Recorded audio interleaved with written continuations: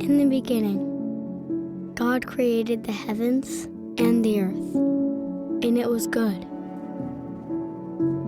He formed us in His image. Even when we turned away, God never left. Through storms and promises, through deserts and dreams, He remained.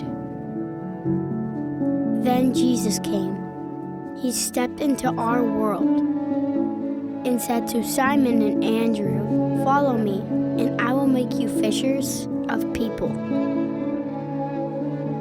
Jesus said, "Let the children come to me, for the kingdom belongs to such as these."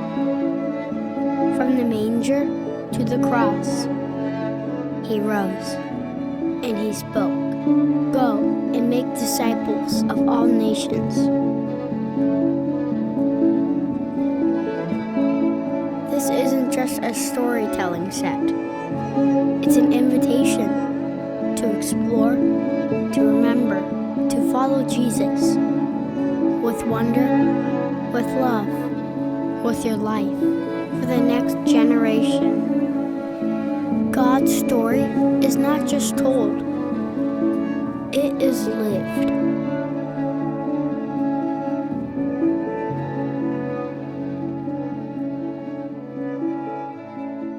Together on God's path.